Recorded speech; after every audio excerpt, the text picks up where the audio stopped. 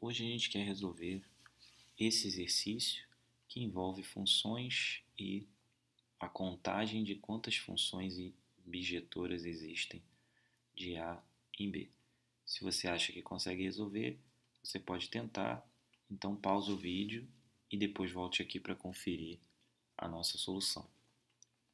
Então vamos lá.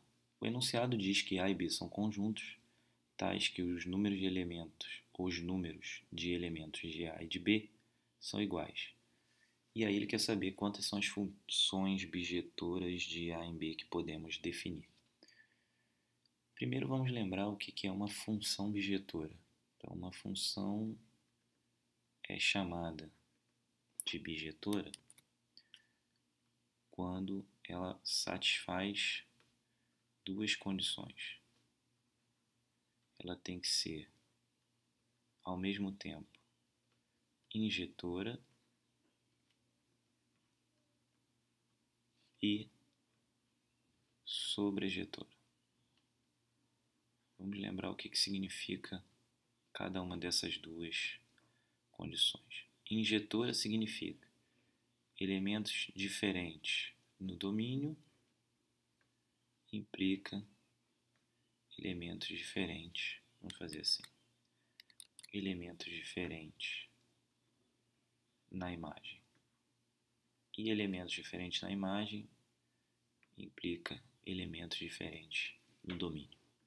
Sobrejetora significa que o conjunto imagem da função é idêntico ao contradomínio da função. Tá? Então, se a função é bijetora, isso tem que acontecer. Por isso que no nosso problema, o conjunto imagem e o contradomínio tem n elementos, que é exatamente o número de elementos do domínio. Se houvesse mais elementos no contradomínio que no domínio, seria impossível ter uma função bijetora, já que sempre sobrariam elementos no contradomínio e jamais a gente poderia ter um conjunto imagem igual ao contradomínio, certo? Então agora vamos pensar em termos de conjunto. Digamos que eu tenha dois conjuntos aqui, o conjunto A com os seus n elementos, que eu vou chamar de A1, A2 até AN, e o conjunto B com seus n elementos também, né? Já que A e B têm o mesmo número de elementos. Então, conjunto B, B1, B2 até Bn. Bom, como ela tem que ser injetora, então a gente só precisa pensar o seguinte.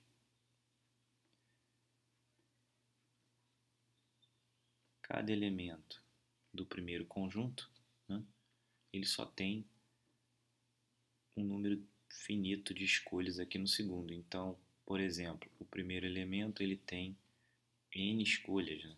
O primeiro elemento aqui tem n elementos aqui para se relacionar. O segundo tem n menos 1. O terceiro, n menos 2. E assim por diante, até chegar ao último que só pode escolher o que sobrou. A multiplicação de n até 1 nos dá n fatorial, certo? A gente já tinha feito aqui um problema que perguntava quantas eram as funções injetoras. Né? Se a gente usar o mesmo raciocínio aqui para calcular as funções injetoras de A para B, a gente vai ver que, como eles têm o mesmo número de elementos, a gente faria n em grupos de n, ou seja, n sobre n menos n fatorial. Né? A gente faria isso, como a gente usou para as funções injetoras em outro vídeo.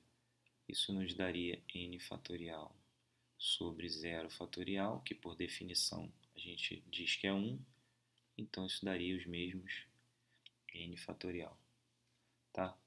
Então repara que isso condiz com o que tínhamos falado antes, né, para funções injetoras, já que funções bijetoras são funções mais restritivas do que funções injetoras somente. As funções bijetoras elas precisam ser injetoras e também sobrejetoras. Então, se a gente consegue achar o resultado para funções injetoras, bastava ter aplicado esse resultado aqui, chegaríamos ao mesmo resultado, né? Apesar de essa solução ser um pouco mais simples, porque só precisa que você perceba que cada elemento que eu escolho para começar no A, no primeiro momento, tem N elementos e depois vai diminuindo até chegar a apenas um elemento, quando o último elemento daqui só pode escolher um do lado de cá, sendo uma função de A em B. É isso, eu fico por aqui, espero que tenham gostado e que tenham entendido. Até o próximo problema e tchau.